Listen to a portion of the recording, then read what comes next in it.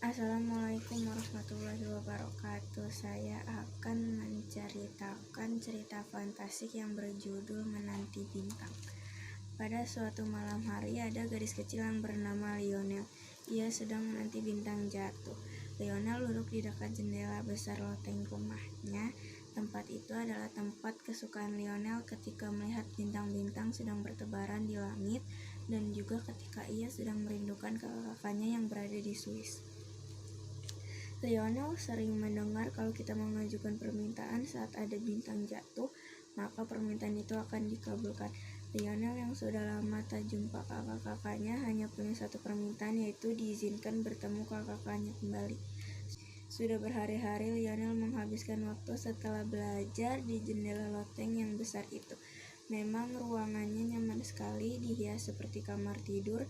Hanya satu yang ia tunggu, yaitu bintang jatuh. Biasanya ia duduk di sana sampai pukul 8 malam lalu tidur di kamar. Namun karena hari ini hari Sabtu, ia memutuskan untuk ada di sana lebih lama. "Lion, yuk turun, kamu belum makan malam loh," terdengar suara Oma dari pintu loteng. "Sebentar lagi Lionel turun ya Oma." "Masih mau di sini dulu," jawab Lionel. 1 jam, 2 jam, 3 jam berlalu. Tak ada satupun bintang jatuh, bahkan sampai Lionel tertidur dan bermimpi. Di dalam mimpi Lionel, ia duduk di suatu rooftop. Saat ia melihat ke atas, ada bintang yang bertaburan, dan saat ia melihat ke bawah, ada lampu-lampu kota yang juga mirip bintang. Di sekitar rooftop itu banyak sekali orang-orang yang duduk dan menikmati keindahan bintang-bintang. Semuanya kompak, tak bersuara keras, hanya tersenyum dan berbisik jika diperlukan. Lionel masih duduk di rooftop itu sambil menunggu bintang jatuh. "Mungkin di rooftop ini bintang jatuh lebih mudah terlihat," katanya pada diri sendiri. Lionel masih takjub dengan keindahan langit berbintang. Ingin rasanya ia ambil satu bintang itu dan dibawa pulang. Tiba-tiba Lionel melihat ada satu bintang jatuh. Mata Lionel melebar karena terkejut, tetapi ia segera ingat bahwa ia akan mengajukan permohonan. Mata Lionel terpejam. Ia mengucapkan harapan dengan bersungguh-sungguh. Ternyata kesungguhannya sampai membuat air mata Lionel ikut menetes. "Lionel," terdengar suara lembut dari sebelah kanan. Lionel menoleh.